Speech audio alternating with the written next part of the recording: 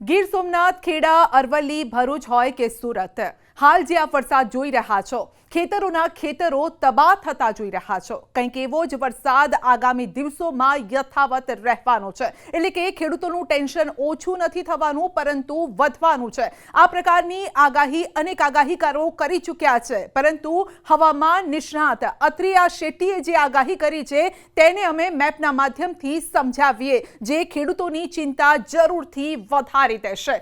તો હવામાન નિષ્ણાત અત્રિયા શેટ્ટીનું અનુમાન છે કે હજુ પણ વરસાદ પીછો નહીં છોડે. ક્યાં કેટલો વરસાદ થશે એ અમે આપને આ મેપના માધ્યમથી સમજાવીશું. બે કલર અત્યારે આપને જોવા મળી રહ્યા છે. એક તો રેડ કલર, જે ખરેખર સૂચવે છે કે રેડ એલર્ટ છે, એટલે આ વિસ્તારના જે લોકો છે, ખાસ કરીને ખેડૂતો છે, તેઓએ સાવધાની રાખવાની છે. કયા વિસ્તારો છે એ આપને જણાવી દઈએ.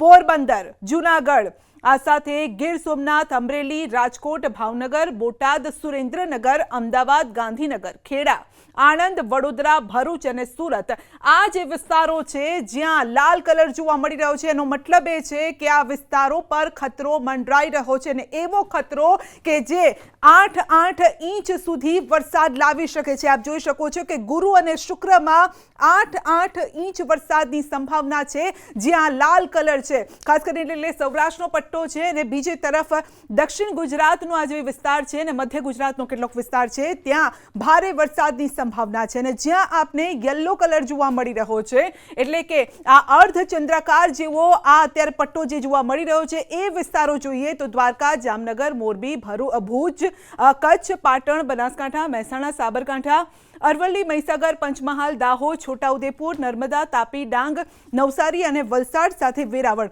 આ એવા વિસ્તારો છે કે જ્યાં હળવો વરસાદ થઈ શકે છે. એટલે એવું નથી કે આ વિસ્તારો સૂકા રહેશે અથવા તો કોરા રહી જશે, પરંતુ અહીંયા ભારે વરસાદ થશે અને અહીંયા થોડો હળવો વરસાદ થશે, એટલે કે વરસાદી ઝાપટા પડશે. આ પ્રકારની આગાહી હવામાન નિષ્ણાત અત્રિયા શેટ્ટીએ કરી છે. પરંતુ હવે અમે આપને સમજાવીએ કે આ વરસાદ કેમ થશે, કઈ સિસ્ટમ તેના માટે કારણભૂત છે.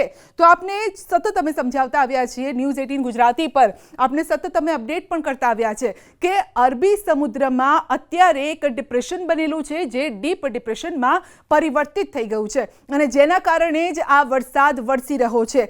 કયા દિવસથી આ સિસ્ટમ બનેલી છે આપ જોઈ શકો છો.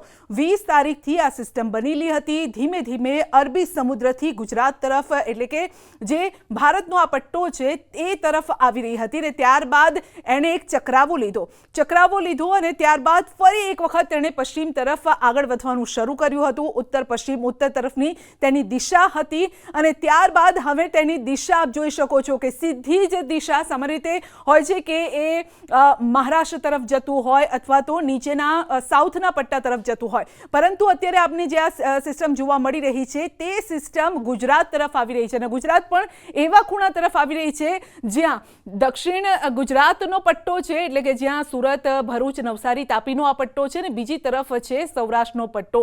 તો દક્ષિણ સૌરાષ્ટ્રનો આ પટ્ટો અને સુરત, એની વચ્ચે આ સિસ્ટમ ટકરાય તે પ્રકારનું અનુમાન છે. એટલે કે અત્રિયા શેટ્ટીનું અનુમાન છે કે આ સિસ્ટમ ગુજરાત તરફ આવી રહી છે, અને 30 તારીખની આસપાસ, એટલે કે 30 અને 31 તારીખની આસપાસ આ જે સિસ્ટમ છે સીધી જ ગુજરાત તરફ આવશે, અને ટકરાશે ક્યાં, તો સુરત અને ગીર સોમનાથની વચ્ચે ટકરાઈ શકે છે. હવે આ વચ્ચેનો જે આ ખૂણો આપ જોઈ શકો છો, ત્યાં જો ટકરાય તો સીધી અસર દક્ષિણ ગુજરાત પર થશે, અને સાથે સૌરાષ્ટ્ર પર પણ થશે. અને એના ભાગરૂપે જ અત્યારે પણ આપ જોઈ રહ્યા છો કે જે રીતે વરસાદ વરસી રહ્યો છે, અને આ જે દિશા છે એ દિશા ગુજરાત તરફની છે, ખાસ કરીને સૌરાષ્ટ્ર અને દક્ષિણ ગુજરાત તરફની છે, અને એના કારણે જ આ વરસાદ વરસી રહ્યો છે. એટલે કે 28 ઓક્ટોબર 12 વાગ્યાની આસપાસથી આ જે સિસ્ટમ છે એ ડીપ ડિપ્રેશન, ત્યારબાદ ડિપ્રેશનમાં પરિવર્તિત થાય, અને 30-31 આ તારીખ છે, આપે ખાસ યાદ રાખવાની છે કે આ સમયે તેનું જોર વધી જશે, અને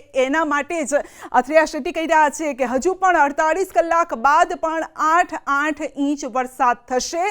માટે દક્ષિણ ગુજરાતના લોકોએ પણ સાવચેત રહેવાનું છે, અને આ સાથે સૌરાષ્ટ્રના લોકોએ પણ ખાસ સાવચેત રહેવાનું છે. ખેડૂતોની હાલત અત્યારે બદથી બદતર થઈ ગઈ છે, પરંતુ શું કરીએ, આ કુદરત છે, અને કુદરતનો કોપ કંઈક આ રીતે ગુજરાત ઉપર વરસી રહ્યો છે. હવે તેને સહન કરવો રહ્યો, પરંતુ આશા રાખીએ કે આવનારો સમય સારો જાય.